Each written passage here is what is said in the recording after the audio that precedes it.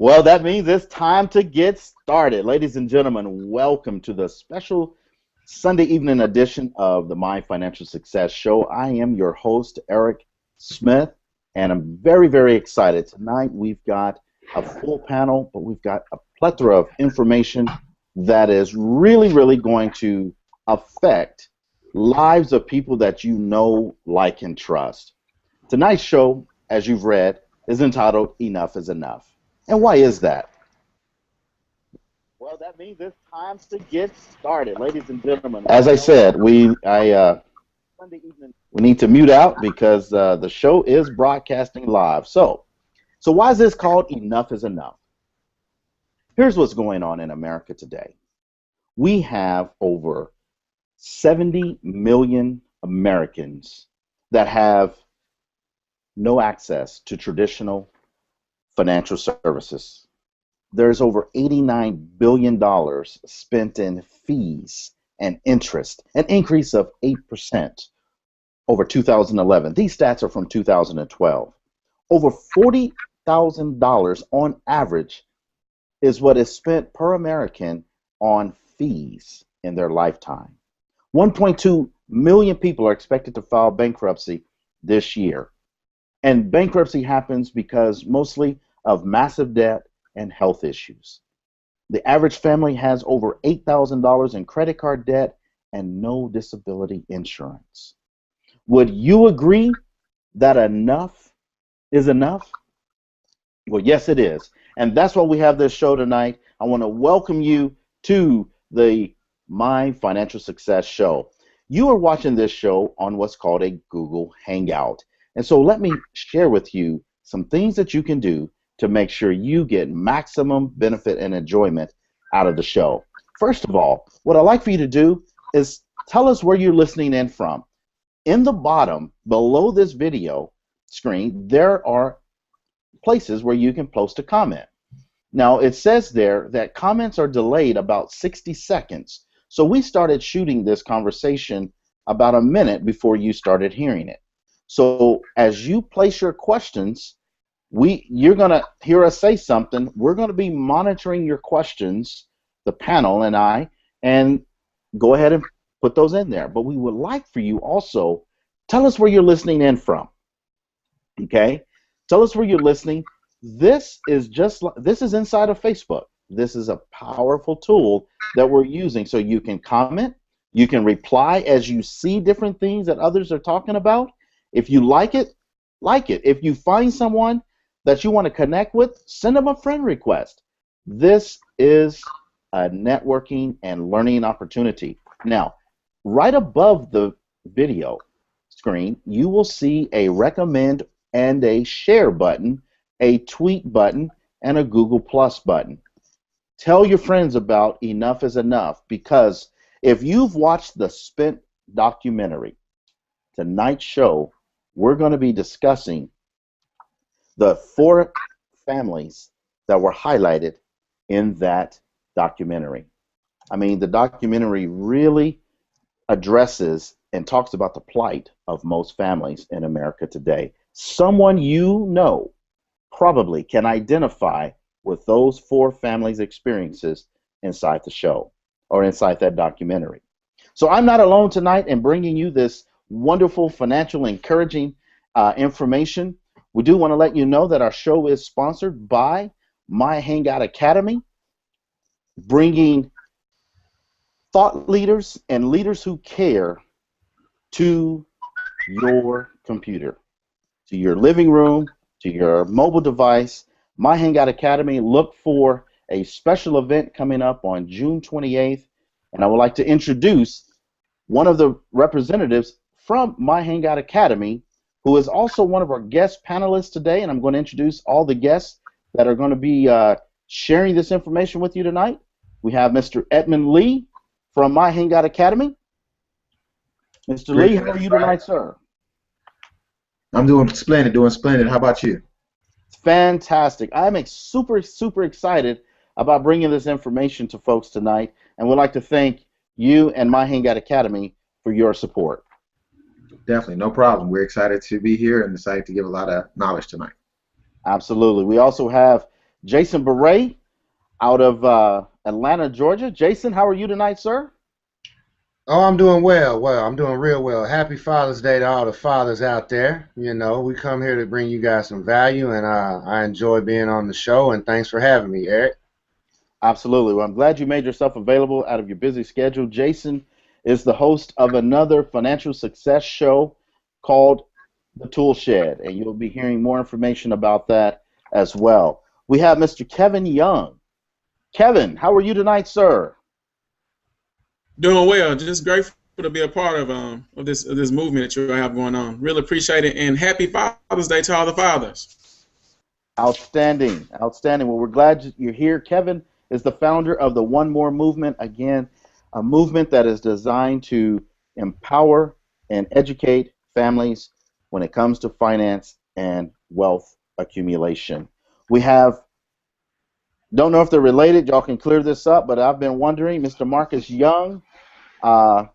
Young comes to us out of Memphis, but I believe you are, where are you at today, sir? I'm in the great Show Me State and the wonderful city of St. Louis, Missouri. Fantastic.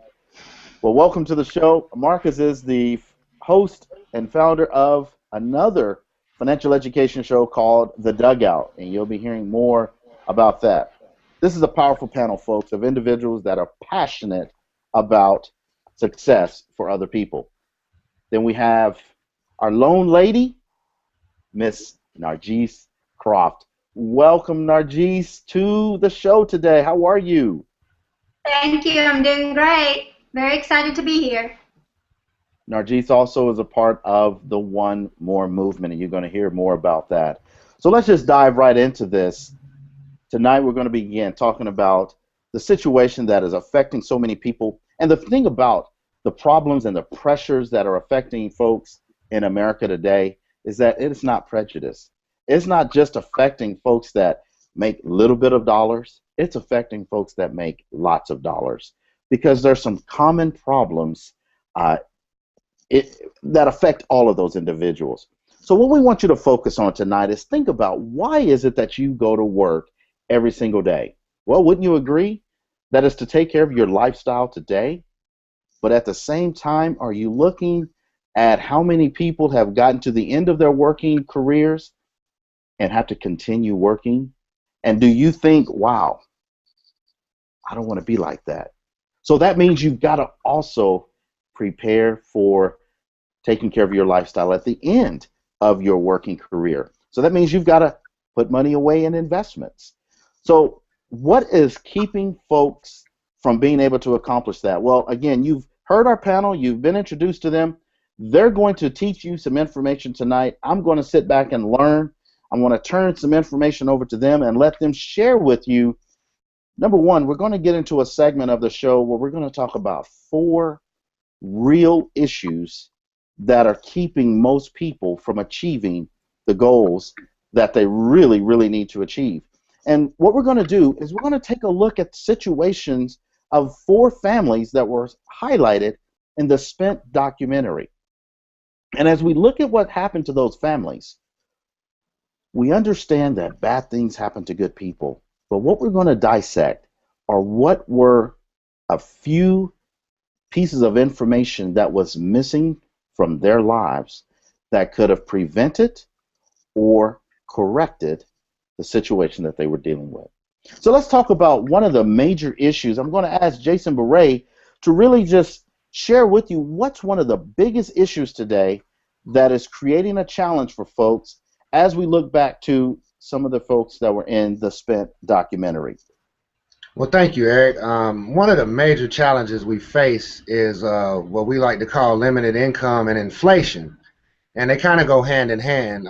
One of the ladies on the documentary, limited income is basically you have really one source of income, and if that's cut off, then oftentimes you become destitute after a period of time if you don't have friends and family to help you. But the major hurdle that you can't really control in this economic system is inflation. So if you're saving money, like in the documentary, for instance, she talked about her mother taught her to just pay what she owes and save, pay what she owes and save. Well, traditionally, I guess that seemed to work, 20, 30, 40, 50 years ago. But inflation has continued to rise so much. I think the last 15, 20 years, it's about 3.5%, 4%. And right now at the bank, on average, you're getting about 1%, unless you got a money market or some things of that nature, but it's still not at the rate of inflation. So let's say you're working all these years and you're saving money. You might save 10, 20, 30, 40,000, where you're only gaining 1% on that money. But inflation's at 3.5 to 4%. So you're actually losing money when you're saving money. So that's kind of one of the major hurdles, because inflation is always there. It's almost like a hidden tax on the public that we can't really control. Goods and services go up. I mean, I always use the example of, back in the 80s when I was a young child growing up, you could go to the vending machine and you could get 4 Cokes for $1. They were a quarter apiece. Well, now, here in 2014, if you go to the store, that same Coke, you can only get 1 Coke for $1. And it oftentimes is even more than that, 1.29 even in some cases. So if you put that dollar under the mattress in 1980 and took it out in 2014, you've lost you've lost 3 and 4 times the amount of what that dollar was worth. You know what I'm saying? So that's basically the major hurdle, is inflation. That's one of the first challenges that we have to face. And in the documentary, she ran through her savings. She lost her job. She had 3 degrees. This woman had 3 degrees. She had an associate's in psychology, she had a bachelor's in nursing, and she had an MBA, and still couldn't find a job. Ran through her 401k. I mean, we just gotta change this, guys. So inflation is a major hurdle that we have to face. I tell you, you are absolutely right. And the fact that, again, like you said, when her mom taught her how to save, I mean, it shows that you're being responsible, but at the same time, if you're not saving in places that are outpacing inflation, you're doing that Michael Jackson moonwalk. You're just going backwards, and that's not going to get you anywhere. So, there are several other things that create a problem for folks today. I want to invite Kevin Young to dissect for us another one of the biggest challenges that a lot of folks are going through, and some of the personal experiences that you guys may personally can talk about yourselves. But before he does, I want to just encourage you, as you're making comments, as you're listening and you're making comments, if you've got a question that you want to ask, and it's going to be a lengthy question, uncheck the refresh comments button now, because that refreshes every 90 seconds, and if you're in that cycle, you'll be typing and then it'll refresh and you'll lose your comment. So uncheck that button, put your comment, post it, and then click the button back again. Again, get your questions lined up. We're going to be talking about the issues and challenges. If you've been dealing with issues and challenges, tonight we want to make sure you get major value, because we promised you serious content tonight. So let's dive into another issue, Kevin, that is robbing folks of their future and their present enjoyment of life. I like how Jason said that inflation was the hidden income killer. I want to talk about the more apparent of the income killer you can see coming out every single day. If you just take a look at your pay stub, you have taxes. Now, with those taxes, you have Social Security, Medicare, state, and you also have income tax. Now, growing up as a child, my mother was very, very intelligent. Even was a manager at a Jackson Hewitt, where she prepared taxes for many years. But she had no clue on how much taxes came out and how important taxes was to try to minimize in order to build wealth. And so as a child, what happened, because of a lack of knowledge, I ended up going to 4 or 5 different elementary schools before I was 8, because we just didn't have the money. And had she known the strategies that we know now on how to minimize taxes and put more of that money back into your household, let's just say I wouldn't have had to go, meet a lot of new friends. Wow. So how bad is this issue with taxes today? I mean, for folks. I mean, can you dive into this? And anybody on the panel, if you've got some input you want to share related to this, please jump in and share that. Now, what people have to recognize is that whenever you're taxed at the rate collectively with state, Medicare, income and FICA, I mean not FICA, but Social Security. When you combine those four taxes, it's around 33%. Now, you take 33% of anyone's income. I don't care how much you make. You take 33% of anyone's income. That's a huge chunk of them building wealth and being able to pay their debt. And when I say a huge chunk, let's just take $55,000 for example. You take a third of $55,000. That's around $18,000 of someone's livelihood that goes away without them even seeing it. And so when you take that away from people and you don't give them any other option, then the next thing we go into is debt. And I'm not going to touch on that.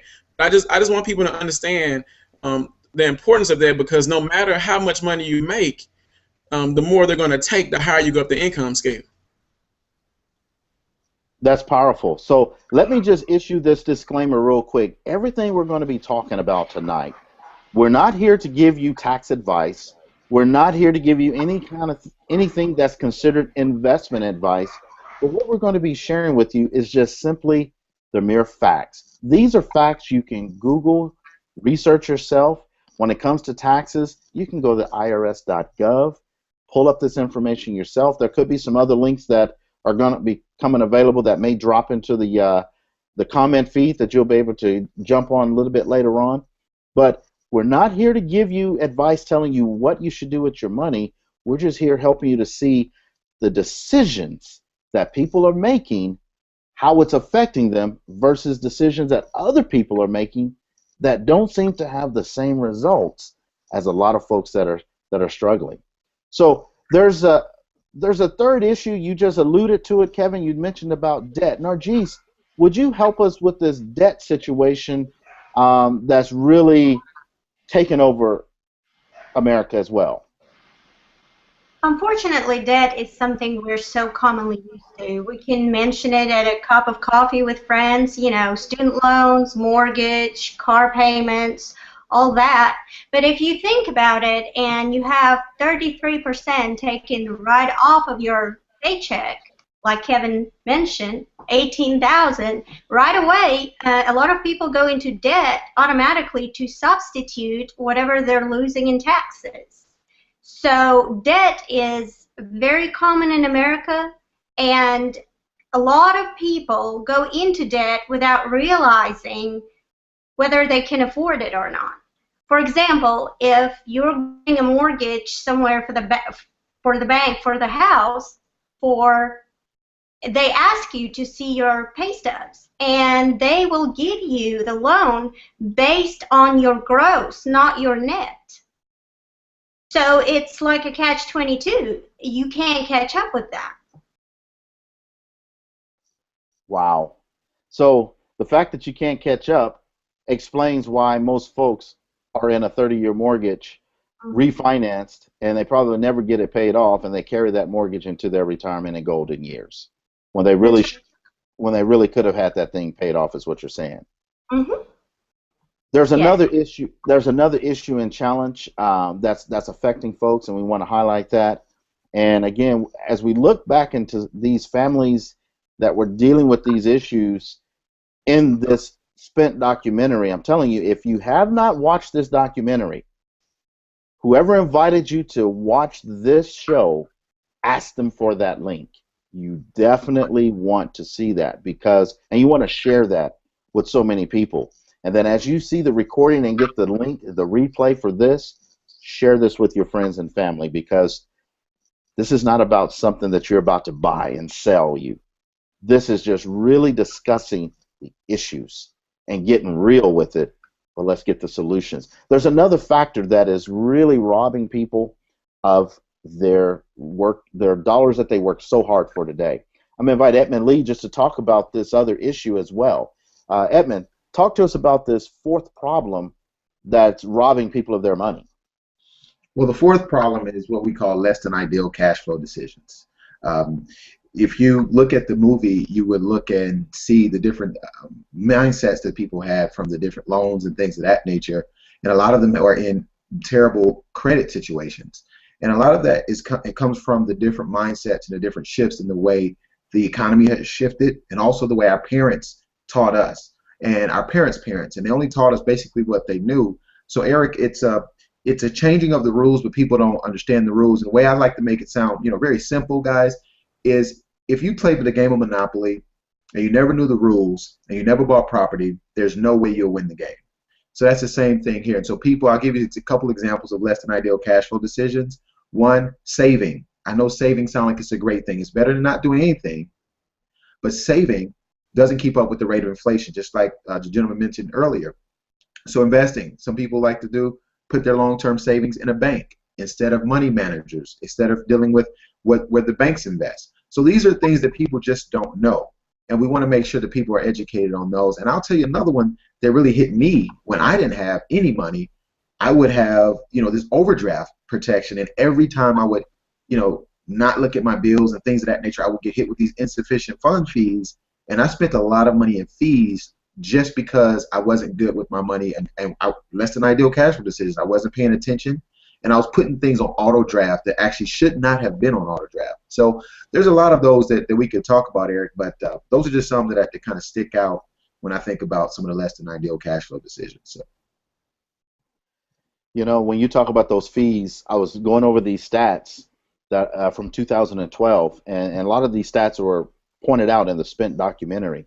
I didn't get a chance to just run the calculator, but if someone has access to a quick financial calculator, they say the average American loses $40,000 in their lifetime to fees. If you were to take $40,000 and just put it into a conservative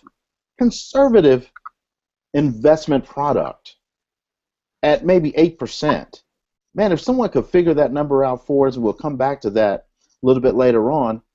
But again, what we're talking about here is, remember, you go to work every day for two reasons, and that's to take care of life today,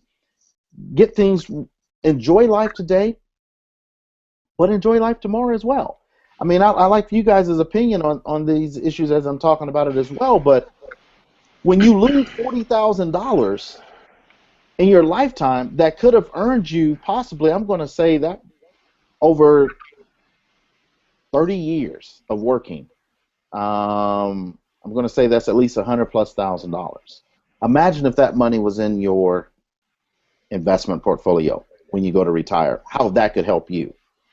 Hey, Eric, another great point from the documentary, the married couple, Alex and Melissa. There was a very great segment on them with the family trying to make ends meet and needing to go to a payday loan establishment to get the money they needed for that moment in time to just get by to the next paycheck. And a lot of people are in that situation today, and even people that you think you're not going to be in that situation, and you just have that one life change or that one moment that it puts you into the predicament of, well, what do I do now to get by? And what I have found, I've actually gone through that myself. Fortunately, have not had to use a payday loan service or anything like that, but just from the function of using credit cards and the interest rate that you get hit with, whether it be from the APR, and as you make late payments, that APR, if you don't read the fine print, it just goes up and up and up until it hits a maximum limit, which is far above and beyond what you initially signed up for. So, personally, I went through a credit card situation where I had a limit of about $5,000 on that card. Went through some situations. I had maxed out the card, and I had actually overspent my limit. And it took me probably 4 times the amount of time and money to pay that initial amount off. And I was well outside of needing that cash or that credit for that particular instance in life.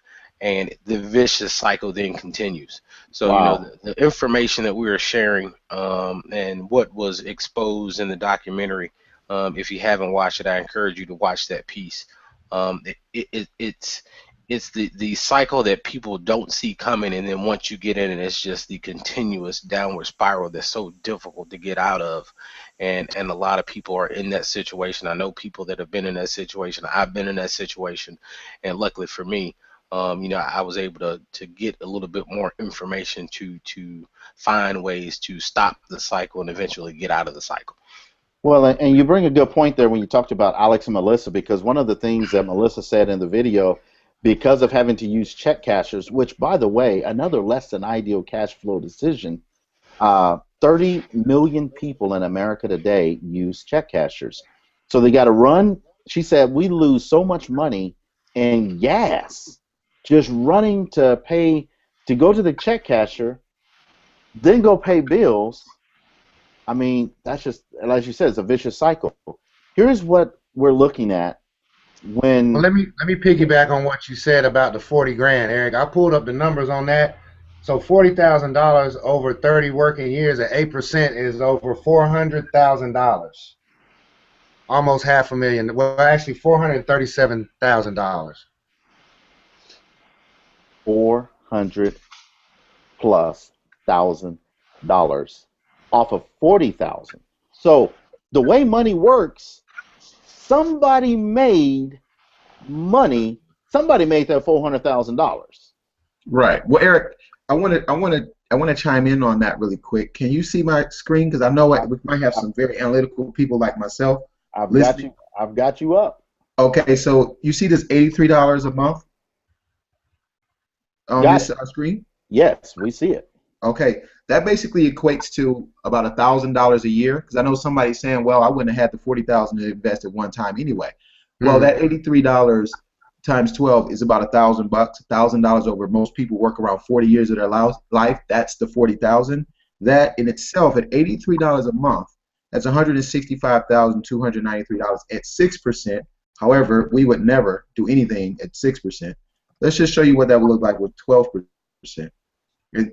Not whoa, 967. I can't even say it.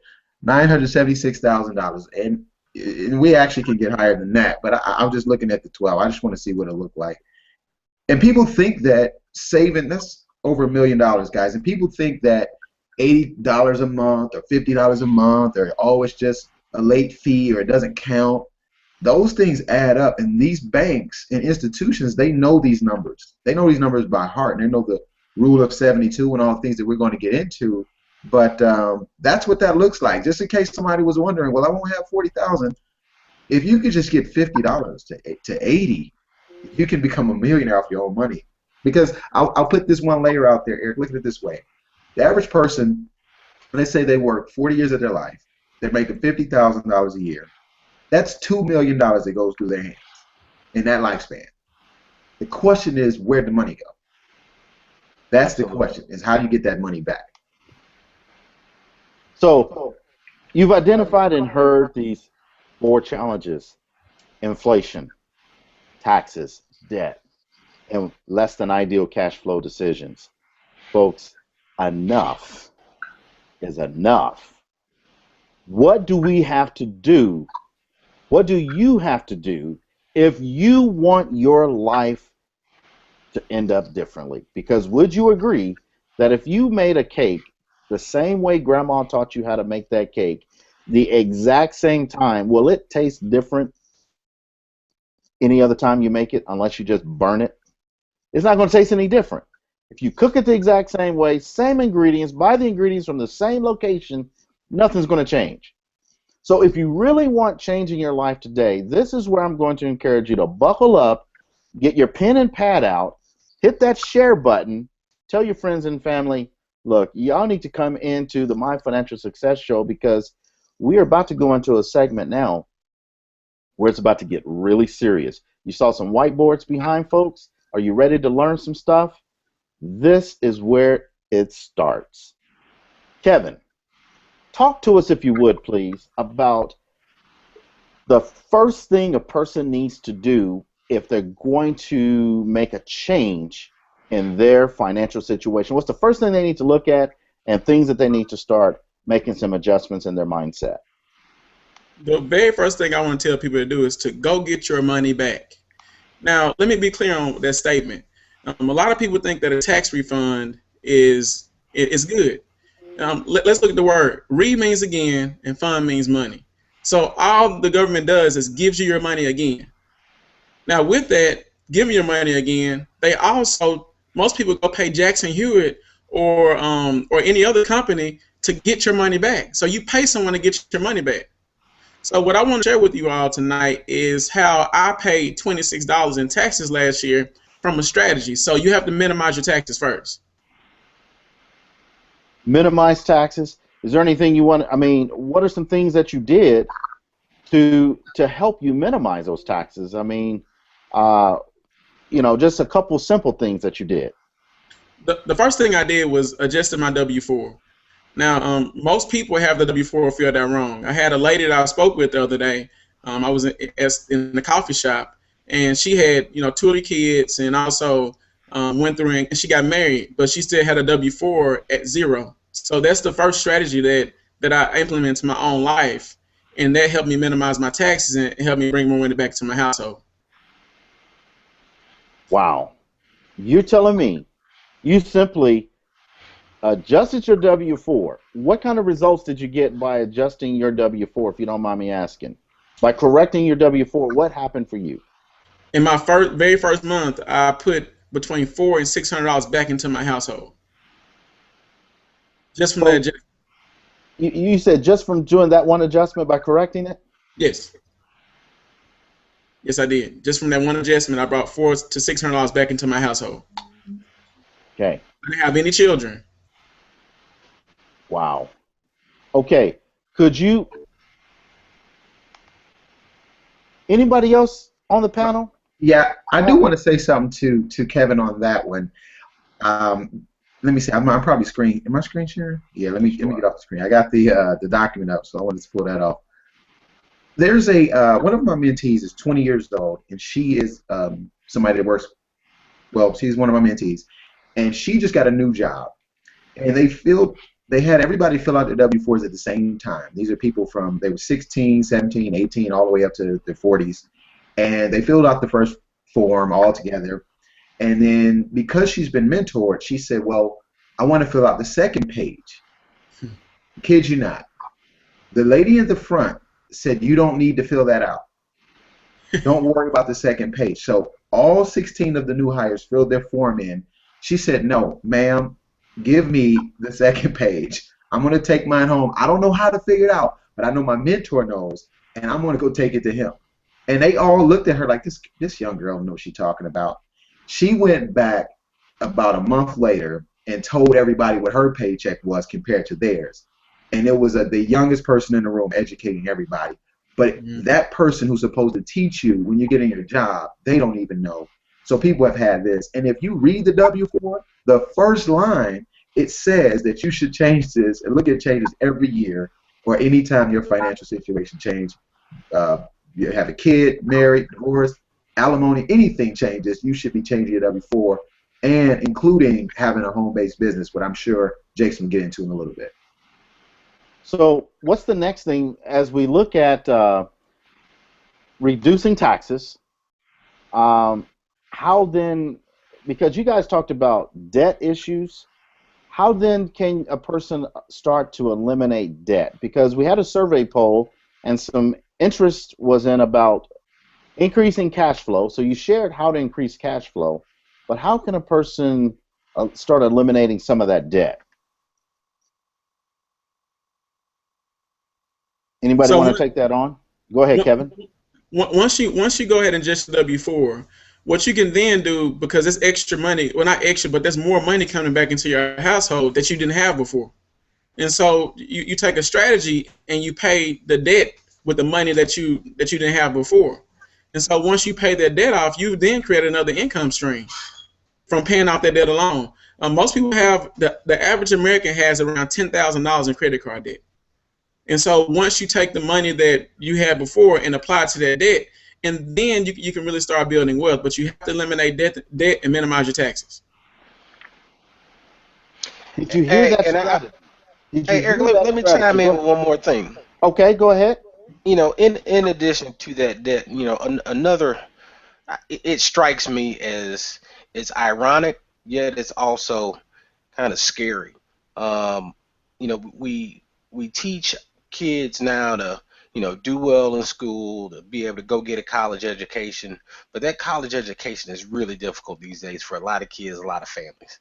And a lot of people have to take out student loans. I've seen numbers here lately to where college graduates, I'm not talking you go to a prestigious school by any means, but the average student is anywhere from $30,000 to $50,000 in student debt by the time they graduate from college and then enter the workforce. So, you're already starting off kind of behind the eight ball, and it's very difficult to make up that ground, especially if exactly what we're talking about now, when you go into that job on day one and you take that W-4 and it's not filled out to your advantage, if you will. There's information that you may not be aware of to give you that additional money in your paycheck, whether it be week to week, month to month, to pay down that debt.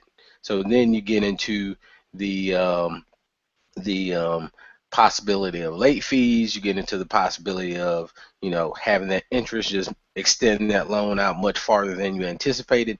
So it is very important for both parents, if you have high school children who are looking into colleges now, or even recent college graduates or students in college. I highly encourage you guys to take heed and look at your information a little bit closer, both on your loans and what we're giving you tonight to springboard you to be able to put yourself in a better scenario to not get into that vicious cycle. There are so many kids out here now that have a lot of potential, but they have to stray away to do different things to pay off those loans, and it's just very disheartening to see that happen. And that's pretty much I say a status quo in America right now. And part of it is that's the reason why a lot of kids don't even want to go to college, because it's so much of a burden. So it's time for people to say, yes, enough is enough. How do I get my hands on certain information to be able to put myself in a better position, which is exactly what we're trying to give you guys, what we are giving you guys tonight. Yeah, Yeah, really. I want to add on to Marcus's point, Eric, since we're on this college kick. I personally, I have a master's degree. Luckily, I was able to pay my student loans off pretty quickly. But that when people don't understand what credit is and the credit to debt ratio, you could have a great degree and a great job, but your credit could be messed up, just like in the video, in the movie, because you have so much student loans, and then it's just like an unsurmountable amount. And I believe in the last 20 or 25 years, it's stated that college tuition has either doubled or almost tripled in a lot of different, troubled, that's probably the right word, tripled in a lot of instances. So it's making it harder for people to go to college, and then the people that have the degrees are not finding the jobs that they used to have. I'm going to tell you one thing that my mentor taught me that he did with he actually is currently doing with his daughter. He actually hired his daughter before she was 18, so he got over $5,900 in tax write-offs every single year, and he has about 3 or 4 children, and so that was over $750,000 in write-offs that he got before they were 18. Now that she's in college, he 1099s her or hires her as a contractor, and then he writes that off as well in a different format. And this is the money, he gives it to her, and then she pays for her tuition. He doesn't pay the tuition as most parents do. He allows the tax system to get involved and pay it that way. And there's some strategies that the wealthy have been doing for years, so much to the point they don't even realize they're doing it because it's turnkey for them. And these are some of the simple strategies. Think about that, $5,900. Think about what a parent pays for children: school, trips, clothes, video games, everything. All you have to do is pay them as an employee if you had a home-based business, and you can write those things off. So it's just amazing what you can do if you just knew the right information. So that lady, for example, that had the child that wanted to go to the school, and she wasn't able to put her in school, she could have been paying her daughter and paid for the tuition through tax money. So she could have changed her life around if she just knew what we know, and she wouldn't be in that situation. So you bring up a good point. I want to lead into another solution that folks need to be paying attention to. But again, if you have questions, before we get into this next segment, drop your questions in the comment feed. If there's something that you really like, go ahead and drop that in there and comment and like on those. send friend requests, get to know different ones in there, because there are some powerful people around this country that understand what's being talked about here, but then there's a lot of families that are struggling that need help. And enough is enough, and it's time that we step up and help them. So I'd like Jason to talk about, because you guys met with me before, you had these solutions you wanted everybody to be aware of. Will you share with me what another solution is that folks need to be thinking about? Well, the business, having a business really creates a lot of leverage for you from a tax standpoint, for more income. Me, myself, I have a heating and air company, and I do a lot of contracting and construction work here in Atlanta. So, I mean, I was already 1099 before starting another home-based business. But you got to realize America is a business. It is incorporated. So if you're participating in America, in the American dream, you know, they told us it was a dream. We got to make the dream a reality. So what I'm getting at is here, start a business, guys. And traditional business is cool. Like I had a heating and air company. I got write-offs, you know, my truck, you know, different equipment that I may have had. But once I learned the power of the home-based business, which, you know, is a little bit non-traditional in a sense. I mean, it's been around for a while. But now I took advantage of more of the write-offs of my home, as far as, like, you know, the gas in my other vehicle, not my work truck. You know, the square footage in my home. Because before, now mind you, I had a business, but I was only writing off the garage or where my tools were. Okay? But now that I have another home-based business, now I write off my living room because I have people over. You know, my dining room, you know, you know, there's a larger percentage there. My kitchen, things of that nature, as well as, you know, my lawn care, things of that nature. It's just a lot there. And then I didn't even realize the hiring of the children was so profound. So I was losing money on taxes because I didn't have a home-based business, and I had a business. I had a traditional business. I don't have a storefront or anything like that, but, you know, I have a traditional 1099, you know, business. But now with a home-based business, and what I've been learning the last year working with different colleagues and all of you guys is it's so much more powerful, because I paid off like $8,000 in debt. 8,000, dude. Now that's not a lot, but how many of us in America can say we paid that off, you know, without really adding any extra income into our life? Like I didn't really add much more income because I didn't have a W-4, so I couldn't take that extra $400 to $600 like Kevin was saying and then throw that on the debt. I didn't have one, so I had to change my mindset and say, look, I got to do something different because I don't have a W-4. So I started cutting my expenses. I started looking at all the extra money I was making in business and started throwing that on the debt, getting rid of that credit card debt. Like Marcus said, I had a credit card that was maxed out at $5,000. Maxed out. I cut that joint off, you know, just cut it out. You know, threw it all on that, got rid of that, paid off some collections I had, you know, things of that nature. Now remember, I was paying about $400 a month to the credit card, right? But the interest was stacking up. Well, now that's gone. Now that $400 can go over here into an investment account. That $400 can go over here into a emergency savings fund. Now I want to get back to that too real quick. Saving is cool. You need a savings, you know, just for emergencies though, or maybe for vacation or something like that. You know, your little different accounts you may have that you want to manipulate. But as far as becoming independently wealthy or financially free, save is not the way to go. So that's another great solution for you guys, is starting a business, preferably a home-based business, and start thinking outside the box. Therefore, you start writing off your lifestyle, your meals and entertainment. You know, I can go on vacation with family, but I got a heating and air company. If I'm over in, you know, France, I can't really write that off because my heating and air company is based right here in Atlanta, unless I'm doing contract work abroad or whatever, but it's based right here. So now with a home-based business, because I'm online a lot, you know, and I'm doing work throughout the country, I can be on the airplane on my way to France, and I may chop it up with a couple people, and now I'm doing business. See, that's the power, y'all. The home-based business takes you to the next level.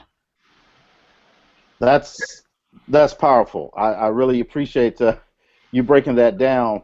Edmund, do you have any information, those slides that we could show, just some of the write-offs that people could take advantage of? I actually, what's Marcus doing over there? This is exciting. I mean, No, thanks for the special effects because yeah, of the whole business. I can pull those up. I actually had something to chime in right after that because I was going to go over the SEP real quick. If I could, then I can come back to that if you don't mind, Eric. Well, I like to come to that a little bit later on. I like Now you I to got to bring go that. through my files and find it. You got to give me a second there. Oh, okay. It's Well, like I hit me tell with you. the slide, so you give me a second there. All right. Well, we'll come back. We'll come back to that. But this is, again, having a home-based business. What Jason was just sharing with you is very, very powerful. And if you don't understand, and if you do not have a CPA that can help you with the power of the write-offs, you want to find you another CPA. And because there's definite benefits by having that. Did you find it, or we can come back to it Which later on? you're talking about the one where you compare the home-based business to not having one? Yes. Yep. Okay. Yeah, I'm pulling that up real quick. Give me 2 minutes and it'll be up. I'll piggyback on that. I mean, I wasn't writing off my utility bills. I mean, I was writing off my cell phone, but I wasn't writing off my utility bills, the percentages of all those, because I'm working from home. That's a huge one. Because you're going to pay the bills anyway, right? You're going to go out to eat anyway. You're going to go on vacation anyway. You're going to buy the kids school clothes. You're going to send them to camp. I mean, I'm telling you, y'all, this business thing is off the chain, man. I mean, y'all got to get with it. We got to, enough is enough. Hey, Because it's not time to even just from a write-off perspective. As Evan's pulling this up, I just went on a couple of trips here in the last month. I actually, when the math shook itself out, I actually made money by taking that trip just on the basis of the mileage reimbursements that are available to you if you have a home-based business.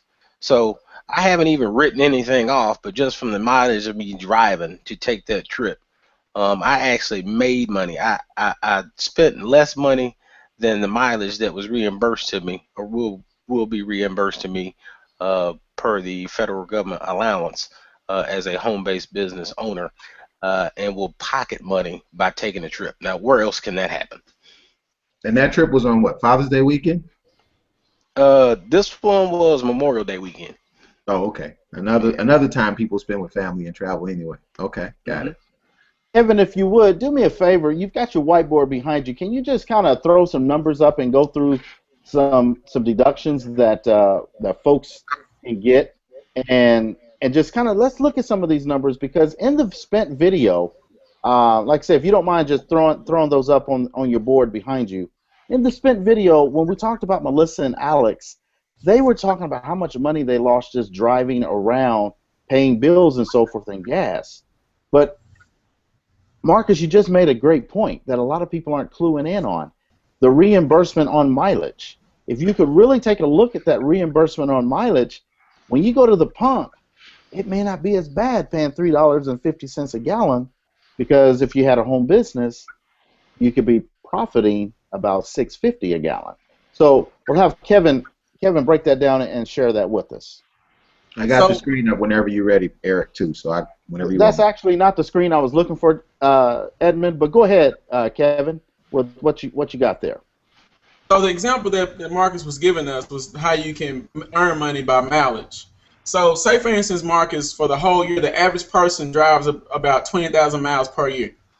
So let's take 10,000 of those miles and multiply it by the mileage allowance that the government gives you, which is 56.5 cents per mile.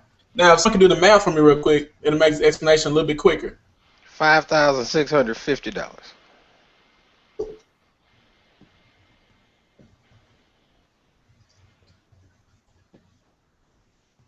This amount is important because you were going to drive and go out of town anyway. Why not get paid by the government, reimbursed from mileage, and earn the $5,650 and make that tax deductible? Is that what you were saying, Marcus? Absolutely.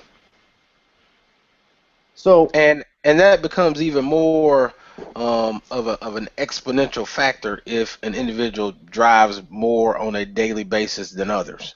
So Exactly. you have certain people that actually drive, and even in Jason's example of he has his heating and air company, Jason may incur some business on his home-based business as he's doing contract work.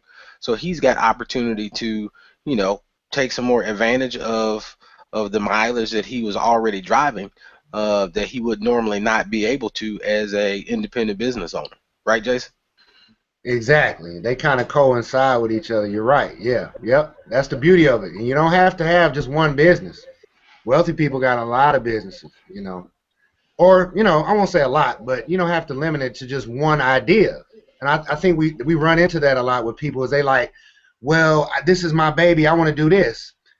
Okay, that's great. I love doing heating and air. I love blue collar. I love providing service for people.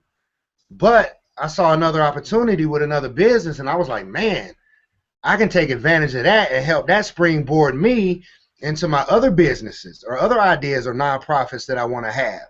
So, you guys take advantage of that home-based business, please. You may have other businesses, but if you don't have a home-based business, you're really missing out. and real quickly, just a quick screenshot. This is some of the few things that you can take advantage of. Go back to that. There you go, right there. You can take advantage of your home office space, auto repairs, gas and mileage, your home computer, internet, cell phone. These are things that you already are spending money on, and this is what Jason was referencing. I mean, turn your lifestyle into a deduction is what you're able to accomplish by having a home-based business. Do we have any questions that needed to be monitored? Is anyone taking a look at our comment screen? Are there any questions that need to be addressed by the panel? No, we're just getting chimed in. Everyone saying great job. Oh, I didn't realize that. There was a question about the documentary, and Edmund handled that. So I don't see anything else right now. Perfect. Thank you so much. So we're going to go into this next phase of our solutions that I want you to be listening very, very important to, because as we said, there's two objectives that we're trying to accomplish, and that's taking care of our lifestyle today, but also taking care of our lifestyle tomorrow. And that means when you're ready to stop working, money still needs to come in and take care of business for you. So Nargis, are you ready to talk about something that you've been excited to share with everybody? Yes, I am. Let me pull up my whiteboard. Nargis is going to share with you what is called the banker's secret. Because Edmund mentioned it earlier, we're talking about Rule of 72. Nargis is going to explain that to you. As you are thinking and preparing for the future, we've already shared with you saving is important, but saving in the right place is important, but not just thinking about saving. Jason said it. You need to save for that rainy day. You need to save for those contingency plans. But when you're thinking about your future, you've got to think investing. We're not giving you investment advice. We're simply going to teach you how it works and where people are getting results that you're not being told about. Nargis, take it away for us. Yes, thank you. Part of banker's secret is what we call a Rule 72. And the Rule 72 was, Albert Einstein is the one that came up with it. And what the Rule 72 states is if you take 72 and divide it, you take the percentage that you invest your money under and you divide it by 72, it will give you the amount of years at which, it will take your money that you're investing to double.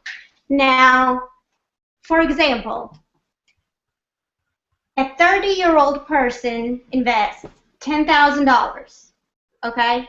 And a lot of us want to put it into the savings account. Do you guys see it okay? Or do I Yeah. need to put it closer?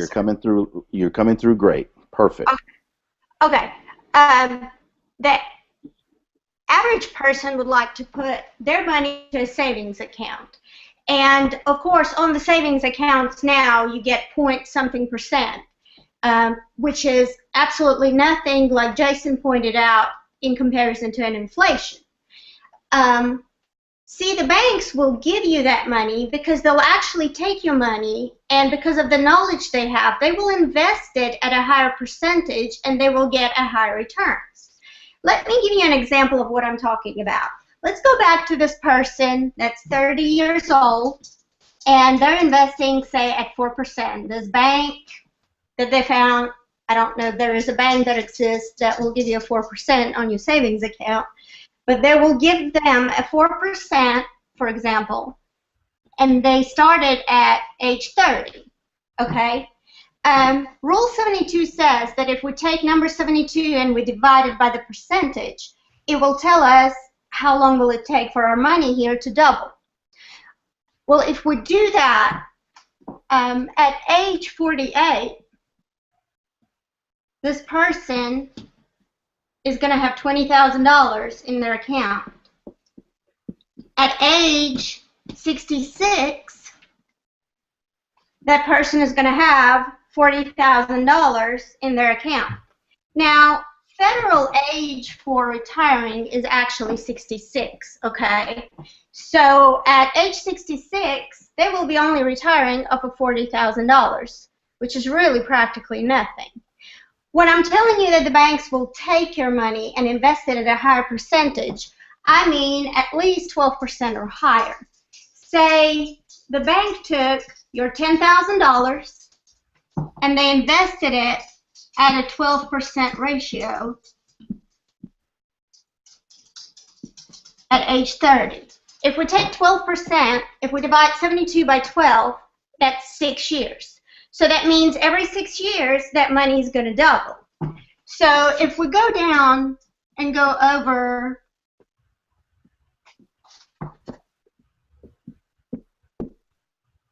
and let's say by the time this person is 54,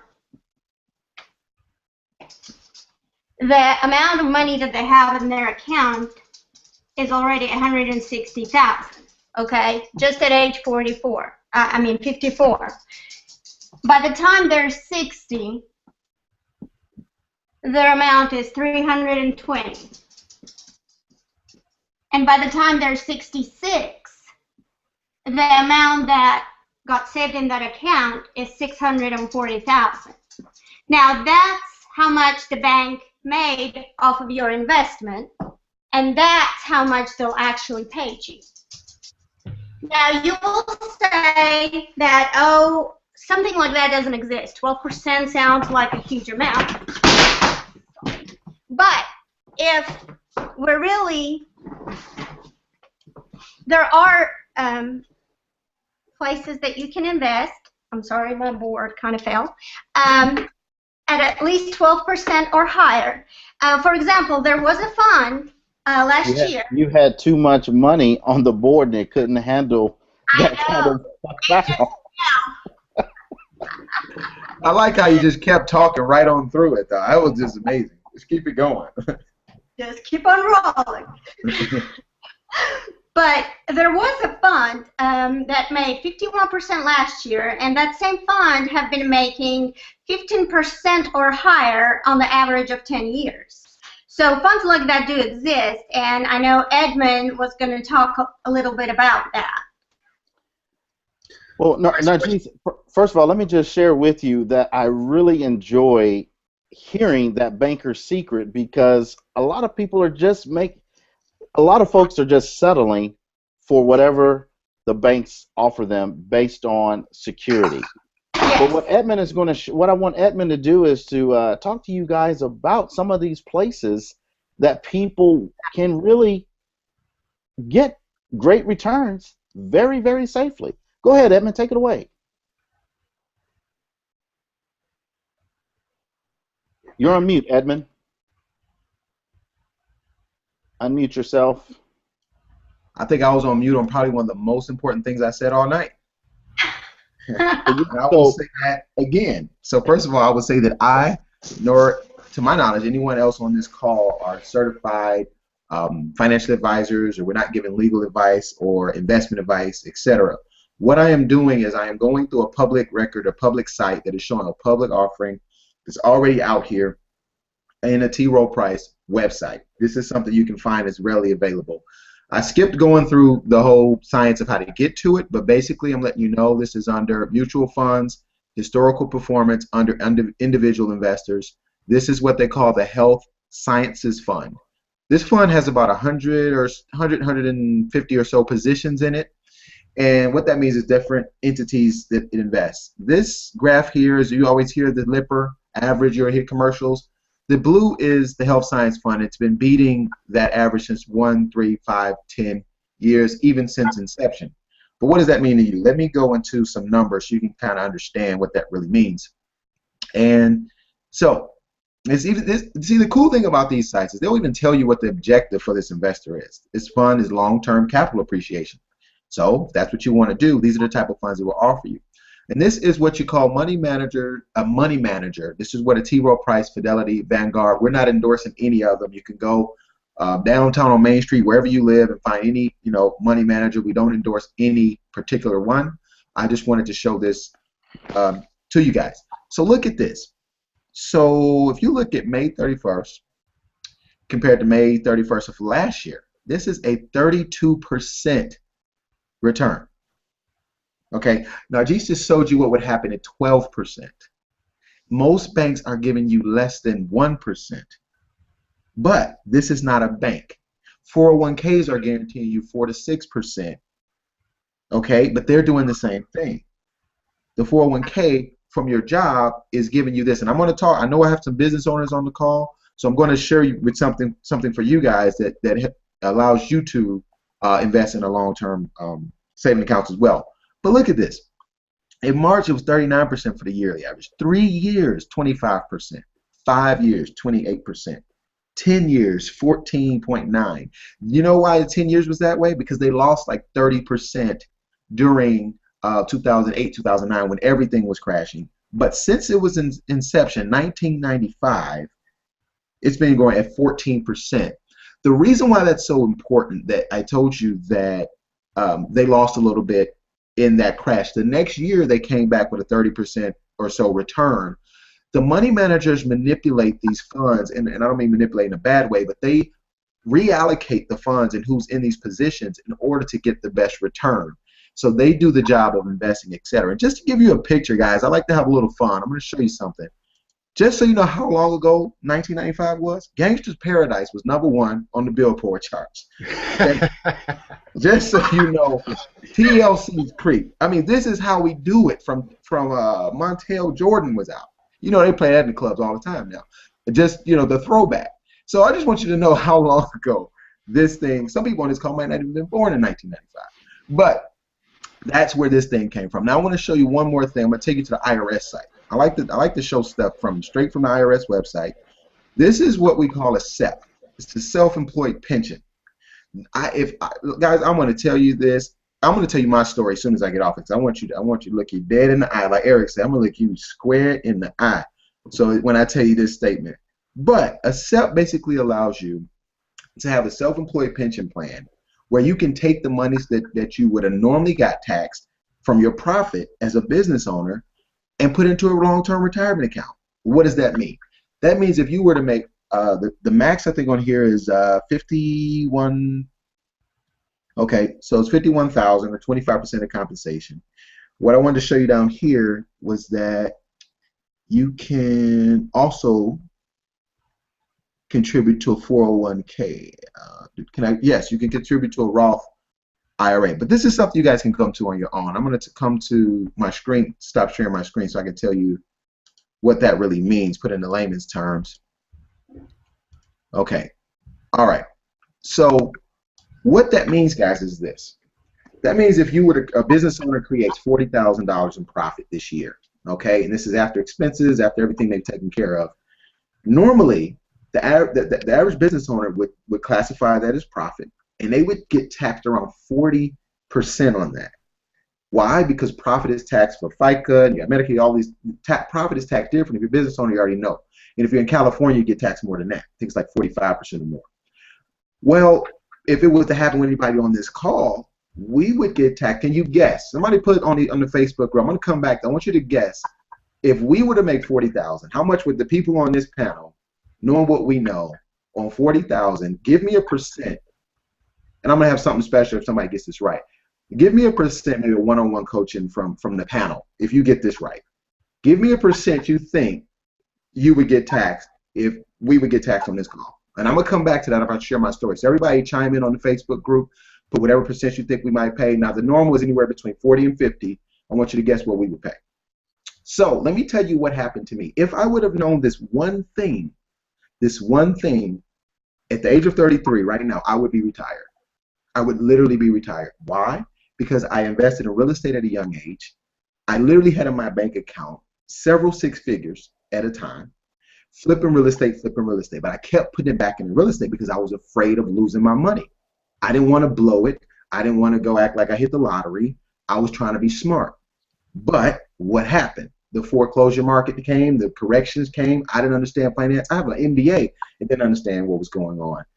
Lost all 4 homes, lost my car rental business and everything. But if I would have just say I took $300,000 and put it into a long-term retirement account, it just at 10%, I could be living off what the average income right now in America is, which is $30,000 a year. I could literally have that coming in every year because my $300,000 will be giving me 10% every year, and I could be doing business, but I would never have to worry about eating. So these are the things that we just don't know. You know, we weren't taught these, and they won't be taught in school. So you have to find them in places like this. So anybody checking the Facebook threads? I want to see what any guests were on the percentages. Anybody? No, I didn't. I missed that. I'm sorry. You said what was that again? Let me see. They're in there. Yeah, right. As of right now, they may be a little scared to. Oh, we had a 45-second delay too. So let's see. Yeah, we had a little delay. We'll give them a little bit more time. So let me see, and I'll just go ahead and give the answers just in case, because some people don't want to post it, and then if they look, don't want to be wrong. But I'm refreshing to see if I see one. If not, I'm still just going to give the answer. Let me see. Oh, okay, yeah, they're still talking about T. Rowe Price, so they're a little bit back. So, and thank you for that comment. Yes, we can change live with the information, and we do change lives with the information we just shared. But I'll give you the guys the answer, okay? It would be good, instead of paying 40%, if we paid 20%, half of that on taxes. It would be great if we paid 10% on that. But we wouldn't pay anything. We would pay 0% because it would go into our SEP.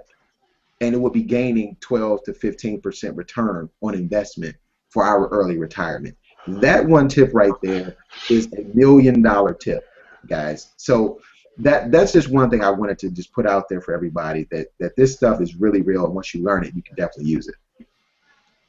I appreciate that. That was very, very, very powerful. Yes, absolutely. Give that a clap. So you've heard some very important information from our panelists. We've talked about all these problems that are going on, but they've shared with you 3 major solutions to overcoming these issues that are affecting most Americans. Let me just recap this. See, if you start with getting some of your money back, as Kevin said, stop letting them take your money. If you go to the IRS.gov, there are some links that the IRS is helping you to understand. Don't accept or don't have big refunds coming back to you. It's not the most prudent thing. And a lot of people misunderstand the IRS and think the IRS is the bad people, when really they're just doing a specific job for Congress. So Kevin shared with you minimize taxes. If you want help correcting your W-4, click on that button that says more information. Or click on the button that says, I've had enough. I'm ready for change. Click on that, because you will get the needed help and guidance that you need in your life. They talked about taking that money and eliminating your debt. Then they said, if you set up a home business, you can create a lot of deductions. So just imagine if you can create a lot of deductions on expenses you already are spending on, that means you're going to free up even more money. That possibly means you'll need to recorrect your W-4 again. How do you think these panelists have this great financial information that they've shared with you? Well, let me answer that question. These panelists are all a part of a great movement sweeping across the country. If I could get a couple of you guys to mute your mics, I hear a little bit of feedback. But everyone in this panel are all a part of a very, very important company called MyEcon, which is based out of Atlanta, Georgia. And attached to MyEcon are various founders of movements. We lost Kevin, but Kevin, his internet connection fell off, unfortunately. And so MyEcon has a mission and a sole purpose to help people achieve personal financial success. And so as Jason eloquently helps you to understand the need to have a home-based business, if you choose any business opportunity across America today, go for it. But you also need, with that business, financial support and education. So what MyEcon offers is a system that gives you the financial education and the tools that every business needs, and the software. Some of those calculators we were looking at earlier, if you want to look at the debt elimination tools and so forth, MyEcon offers that. They have a system that you can obtain for just $179, and it's going to pay for itself, and you're going to be able to write that off. So if you're interested in learning more about that system, click the I've Had Enough button. When you click that button, there will be a permission that you need to allow Facebook to simply just hit OK, because then that's going to allow you to get through to the information. Okay? Once you've done it one time, you'll never have to accept that again on that particular button. Get this information. Okay? $179. And if you're looking for an opportunity, well, the person that invited you here, you're watching this information on their Facebook fan page. And so they will be able to help you with sharing this information with other people. And when you click that, you can get more information as to how you can be compensated just by sharing intelligent information that we've shared on this call tonight.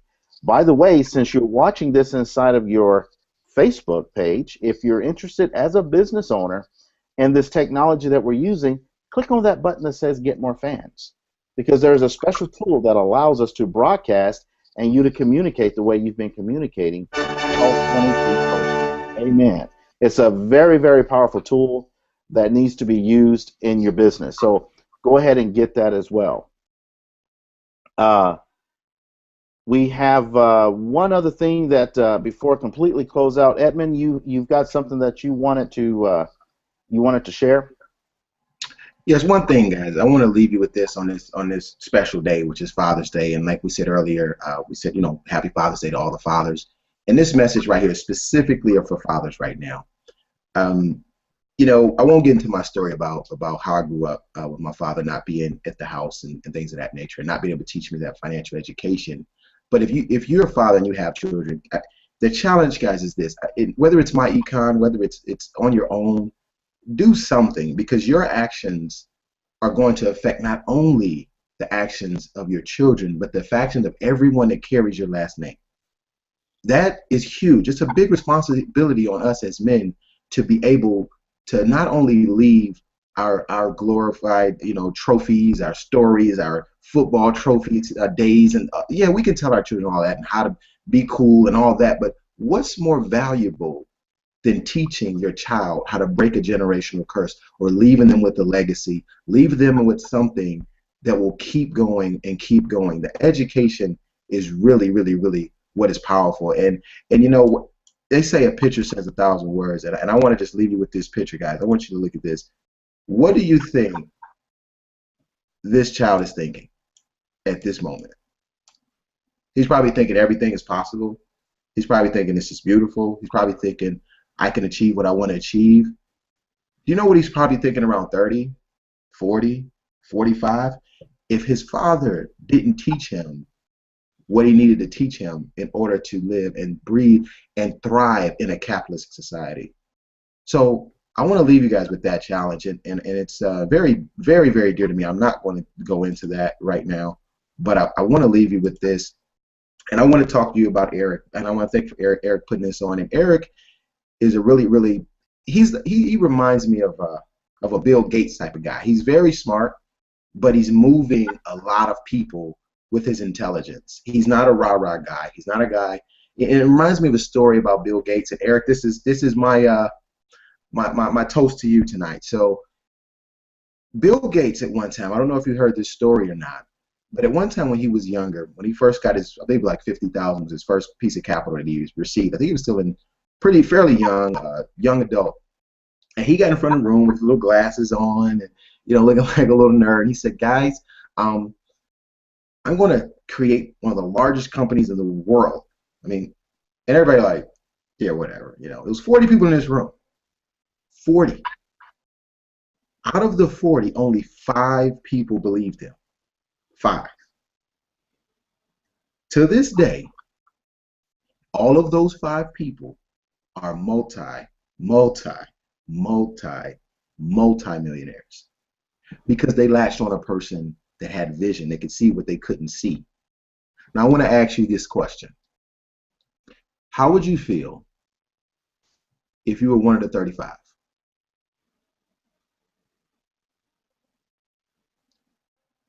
That's what you have with what Eric is showing in the rest of this group, is to be in that 5. Because we know what's happening with this financial economy and this crisis, and it's not getting prettier, especially for those that are in the younger generation. So don't be one of the 35s. Do something. Don't get off this call and just say this was cool and go watch the game and just say, oh, that was nice. Action and implementation are the only thing that's going to change your financial future, because everybody on this call is going to be fine. But the question is, will you be? And that's what we want. And we're here to help anybody that wants that. Regardless of what position you're in, regardless of where you come from, regardless of race, age, gender, doesn't matter. We want to do this. These are missions that we're doing.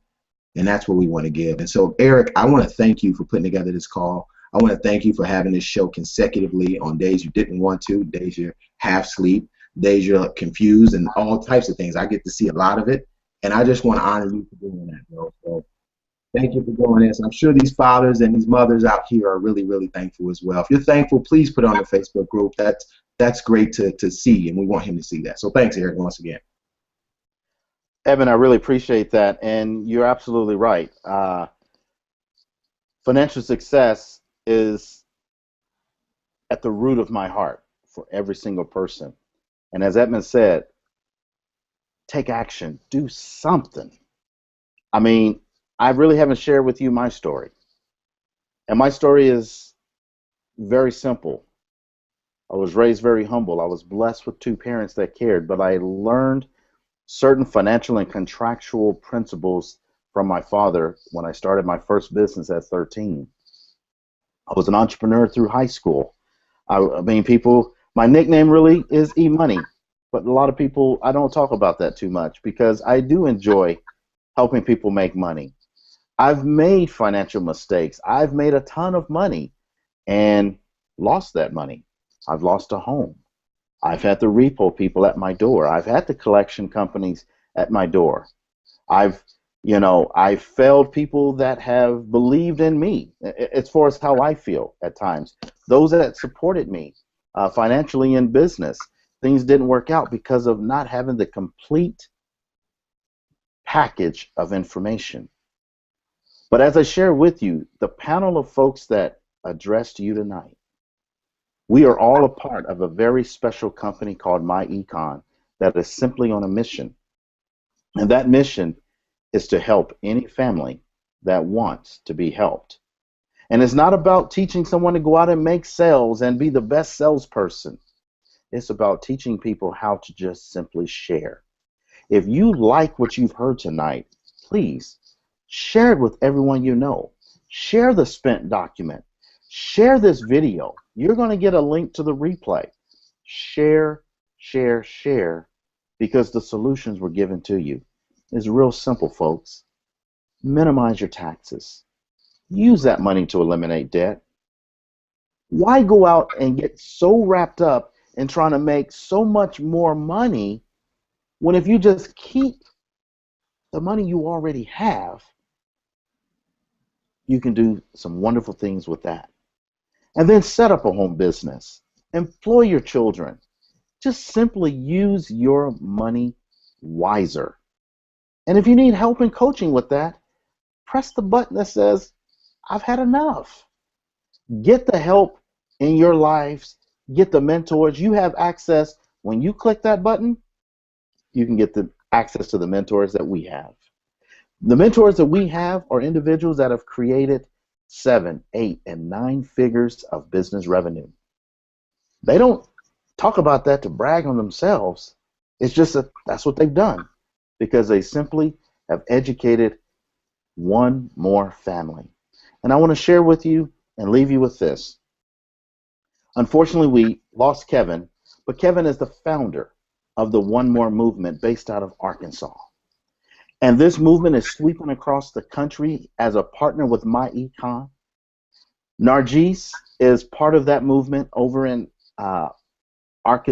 pronounce the city you're from, Nargis? Arkadelphia. Say that one more time. Arkadelphia. Arkadelphia. So she's a part of this group, and she is new to my life and my partner's lives as support. Jason Beret is a member of MyEcon, and I've shared with you the information about his show. Look for the Dugout Show because he's very passionate about bringing this information to the blue-collar worker. Because so many of these individuals have gotten to the end of their life working cycle. Their knees are shot, their back is shot, and their bank accounts are shot. There's other individuals that have been graduates of the My Hangout Academy that have shows that are coming out. We've got doctors that are teaching more information to their patients so that it lowers their stress level. They're getting involved in this movement. And then also Marcus Young, who has the Dugout Show. He enjoys the game of baseball. You can see he was at a game today. He's a Cardinal fan. Folks, this is a serious movement, and all we're simply wanting to do is share this information. And if you like what you heard, join the movement. Change your life, change your mind, change your income, and share this with just one more person. This is Eric Smith. I want to thank each and every one of my guests tonight that have been on the show. If you would please pass on a thank you to Kevin Nargis, I would appreciate it. And My Financial Success Show, Sunday edition, June 15th. I want you to mark it on your calendars because today is the day if you decide to take action and change your life, it is going to be one you can look back on as being very, very memorable. I'm going to say thank you and good night, and we'll see you at the next show.